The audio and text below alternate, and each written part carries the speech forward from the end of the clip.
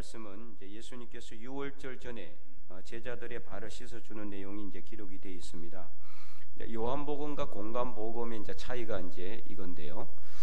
공간복음에는 이 말씀이 기록되어 있지 않았어요. 이 요한복음에만 나와 있는 내용입니다. 제자들의 발을 씻는 내용은. 공간복음, 이제 마태복음, 마가복음, 누가복음에는 유월절 전에 어떻게 하는 내용이 나와 있죠? 성만찬 하는 내용이 나와 있죠. 성만찬. 그래서 이제 유월절 음식을 이제 드시기 위해서 다락방을 준비를 하잖아요.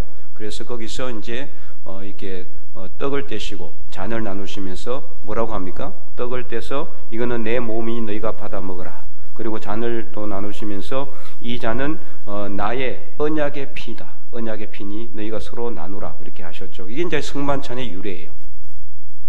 근데 요한복음에는 이 성만찬이 이제 기록되지 않았고 대신에 제자들의 발을 씻는 내용이 이제 오늘 본문에 이렇게 기록이 되어 있습니다. 아주 자세하게 기록이 되어 있죠.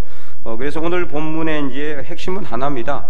예수님께서 자기 제자들을 1절에 사랑하시되 자기 사람들을 사랑하시되 끝까지 사랑하시니라. 끝까지 사랑. 이제 사랑의 영성이라고 볼 수 있는데요. 오늘은 이제 이걸 살펴보는 내용은 아니고 예수님의 사랑은 뭐 계속해서 나오기 때문에 이제 끝까지 사랑하셨고 그래서 제자들을 위해서 예수님께서 어떻게 하셨다? 발을 씻어 주셨다. 발을 씻어 주셨다. 이 내용이 이제 나와 있죠.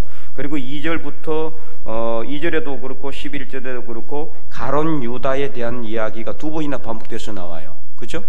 그러니까 예수님이 이미 알고 있다는 거죠.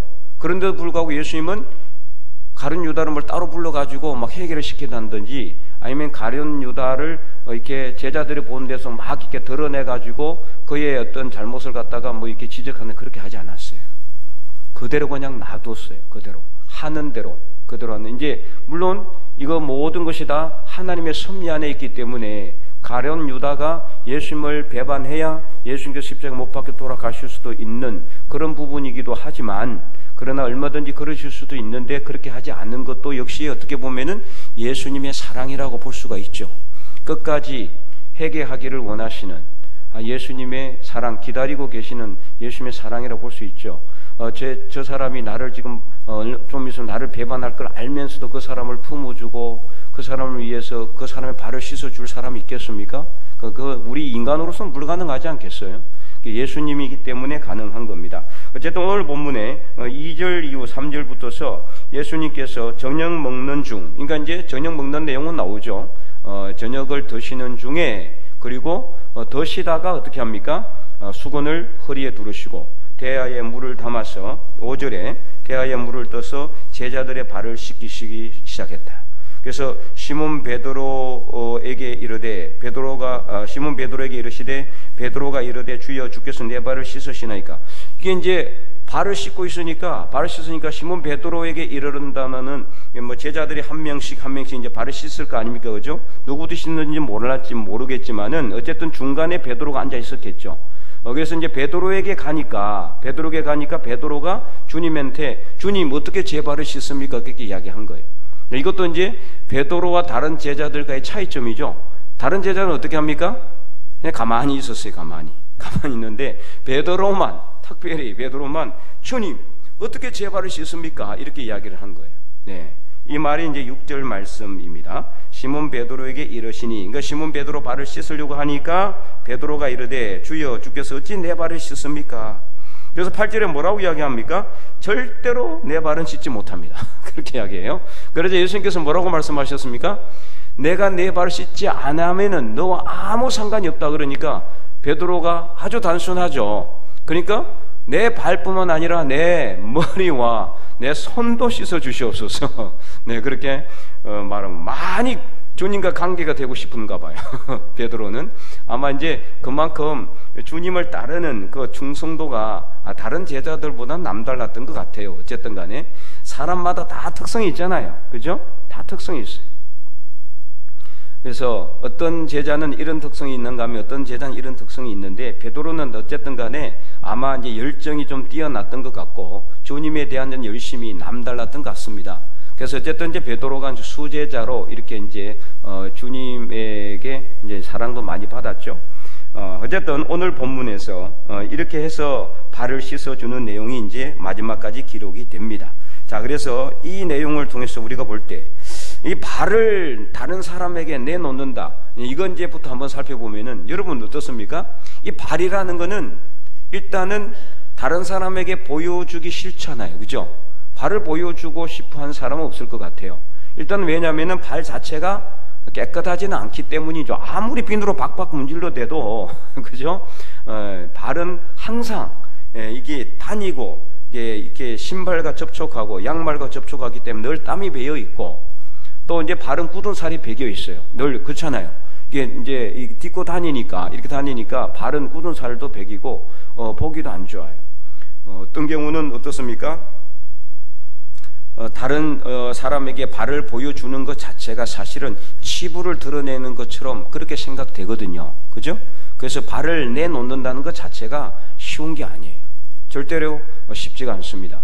발을 내놓는다는 것 자체가 자기의 약점, 자기의 연약한, 가장 연약한 부분이거든요. 발이 어쨌든 우리 신체 부위 중에서 가장 냄새나는 부분이고, 어쨌든 간에 다른 사람에게는 보여주고 싶지 않는 부분, 그러니까 이제 우리 삶으로 본다면은 가장 연약하고 가장 허약한 부분, 가장 부족한 부분, 이런 부분이죠. 이거 다른 사람에게 안 보여주고 싶잖아요. 좋은 것만 보여주고 싶고, 그런 게 우리 사람의 심리거든요. 이게 발을 보여준다는 게 바로 그런 뜻이에요.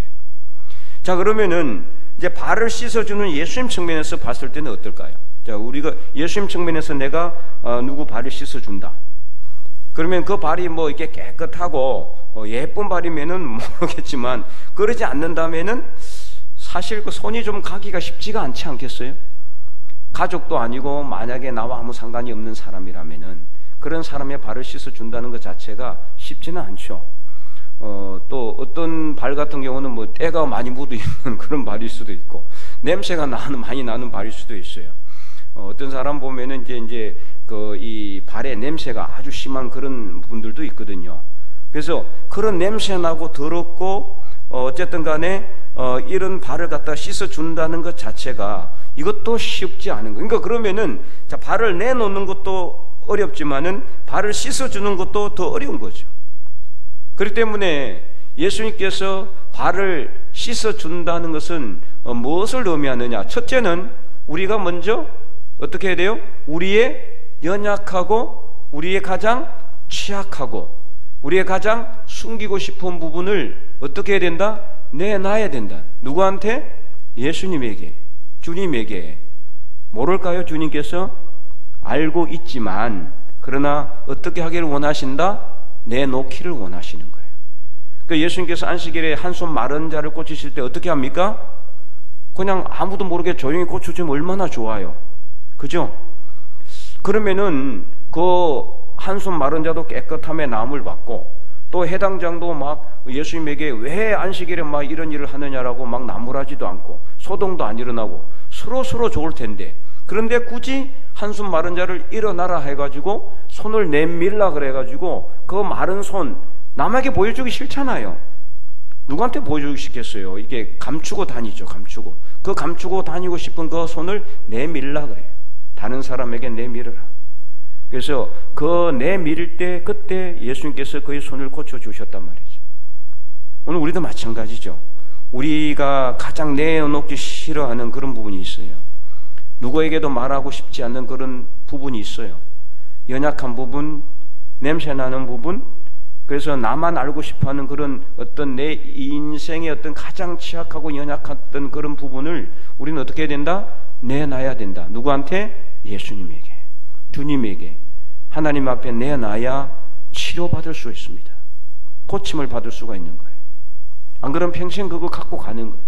항상 그것 때문에 고생하고 고통스러워하고 힘들어할 수밖에 없어요.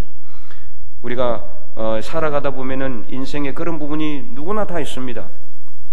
내가 잘못해서 그렇게 가지고 있는 연약한 부분도 있지만, 또 내가 누구한테 괴롭힘을 당해서 가지고 있는 그런 어떤 아픔도 있어요.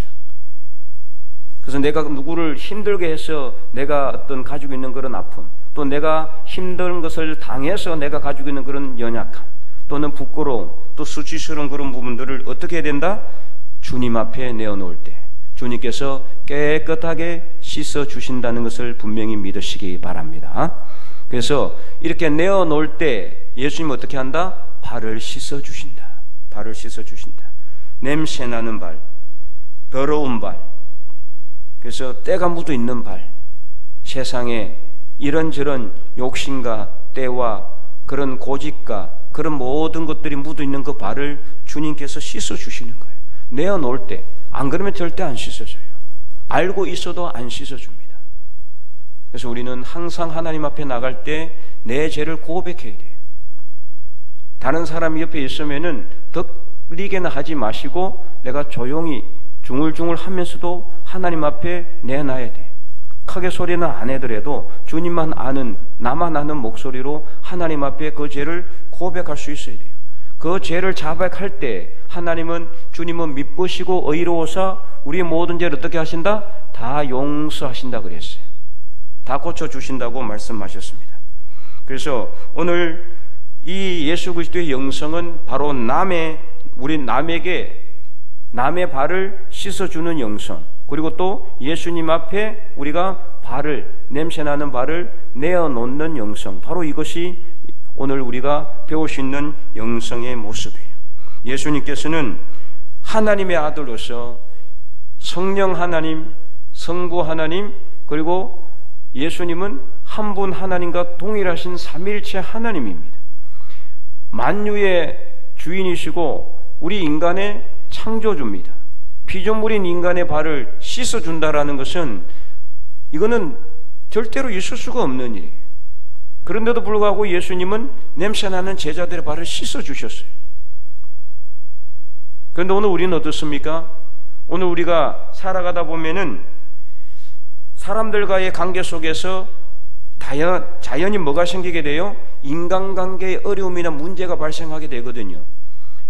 여러분 지금까지 살아오면서 누구랑 같이 살아오면서 항상 누구랑 좋은 관계만 이루었습니까? 그건 아니거든요.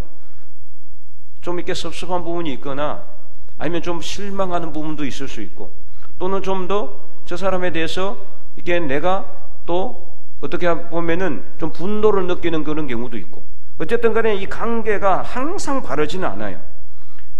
상대방의 약점이나 허점이 보일 수도 있고, 또 나의 허점과 나의 약점도 상대방에게 보일 수가 있어요.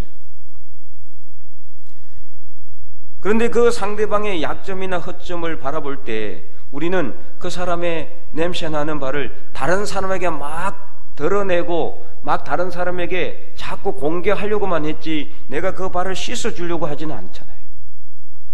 가려주고 씻어주는 그런 예수님의 영성의 모습을 우리가 닮아야 돼요.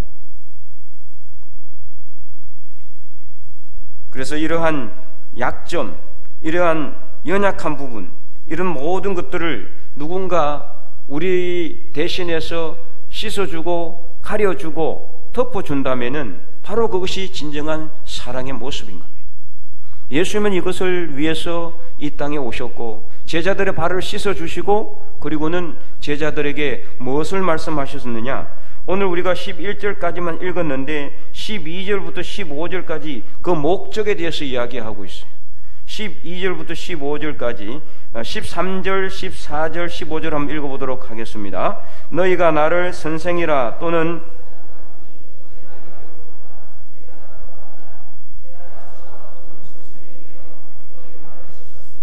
너희도 서로 발을 씻어주는 것이 옳으니라. 내가 너희에게 행한 것 같이 너희도 행하게 하려 하여 본을 보였노라. 아멘. 창조주신 하나님께서, 모든 피조물의 주인이신 예수님께서 냄새나는 제자들의 발을 씻어준 것은 너희도 서로 발을 씻어주기를 원하기 때문에 이렇게 했다라는 거예요. 서로 발을 씻어주기를 원하기 때문에. 그래서 방금 이야기한 것처럼 서로 발을 씻어주는 것은 상대방의 연약한 부분, 상대방의 약점, 이것을 갖다가 내가 가려줘야 돼요. 덮어주는 거예요. 다른 사람이 알기 전에 빨리 가려줘야 돼요. 근데 우리 본성은 어떻습니까? 오히려 그걸 자꾸 덜쳐내가지고 다른 사람에게 알리려고, 누가 막 이렇게 나쁜 안 좋은 거는 자꾸 더 소문을 내고, 좋은 것을 더 소문을 내고 안 좋은 것은 소문을 안 내야 될 텐데, 안 좋은 것은 자꾸 더 소문이 많이 나고 좋은 것은 오히려 덜 소문이 나는, 이래서는 안 되는 거죠. 세상 사람들이 그렇다면은 우리 예수님을 믿는 사람들은 그러면 안 되는 거, 반대로 가야 되지 않겠어요? 거룩한 삶, 구별된 삶을 살아야 되는데, 여러분 어떻습니까? 지금까지 살아오면서 여러분 지인들과 동료들이나 또 부모 형제나 또는 남편이나 아내 관계에서 또는 여러분의 우리 믿음의 교우들 사이에서 혹시라도 상대방의 그런 냄새나는 부분을 여러분 가려주고 덮어주고 씻어주려고 했는지. 그래서 예수님께서는 15절에 내가 너희에게 행한 것 같이 너희도 행하게 하도록 하기 위해서 본을 보였다라고 하거든요. 이는 이 제자들만의 문제가 아니에요. 오늘 우리도 마찬가지. 오늘 이 시대에 예수님을 믿는 모든 사람들에게 해당하는 말씀입니다. 그래서 이 결론이 뭐냐? 34절과 35절을 한 번 더 또 읽어보겠습니다. 34절 35절 시작. 새 계명을 너희에게 주노니 서로 사랑하라. 내가 너희를 사랑한 것 같이 너희도 서로 사랑하라. 너희가 서로 사랑하면 이로써 모든 사람이 너희가 내 제자인 줄 알리라. 아멘. 그래서 마지막 결론이, 이 핵심적 결론이 이거예요. 사랑이에요. 사랑. 상대방의 발을 내가 덮어주고 감싸주고 씻어주려면 뭐가 필요하다? 사랑이 필요한 거예요. 이 사랑은 조건적인 사랑이 아니라 무조건적인 사랑이죠. 하나님이 우리를 사랑하신 그 사랑으로 우리가 형제의 그 냄새나는 발을 덮어주고 가려주고 씻어줄 수 있어야 된다. 이것을 오늘 예수님께서는 우리에게 말씀하고 있습니다.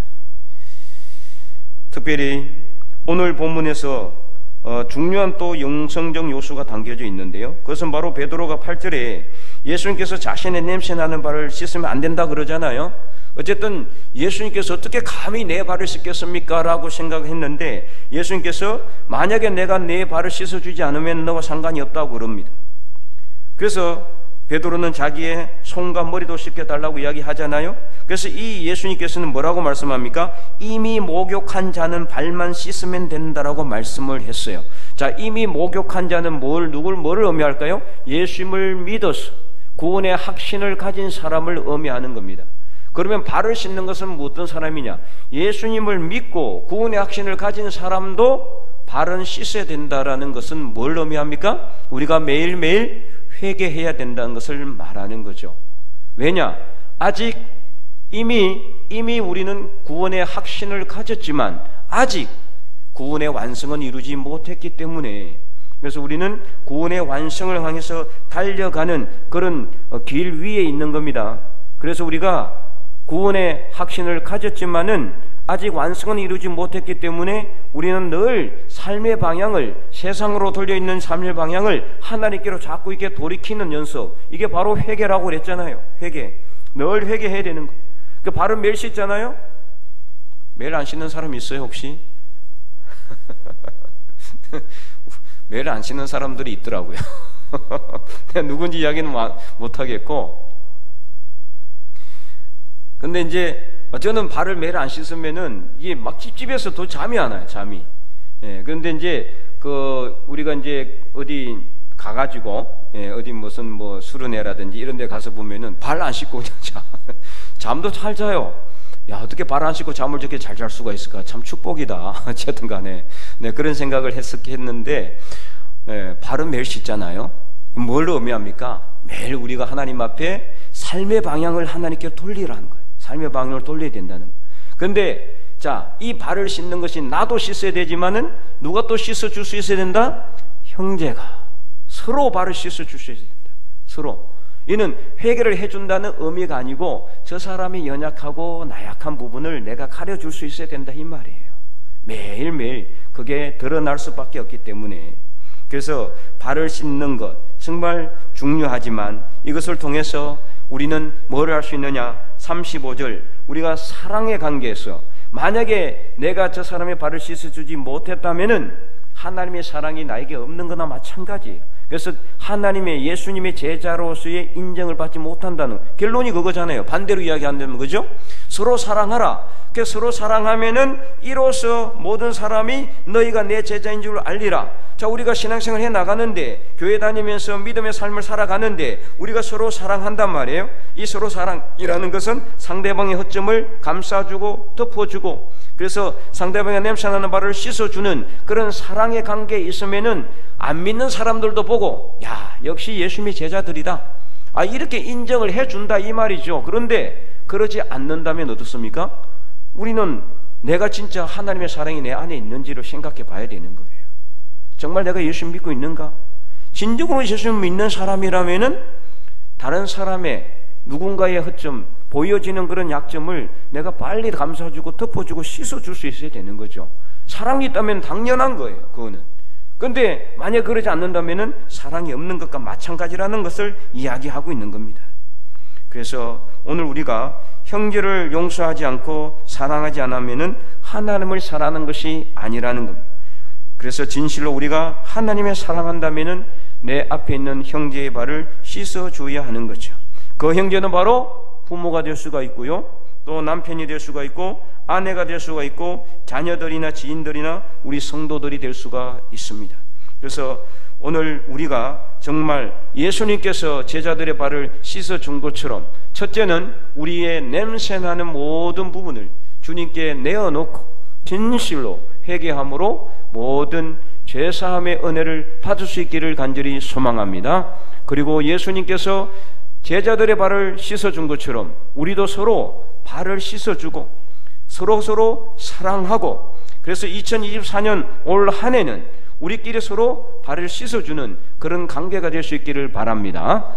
이 교회마다 옛날에는 세족식을 했어요. 우리 세족식. 우리 교회도 했는지 모르겠어요. 네, 했습니까? 예?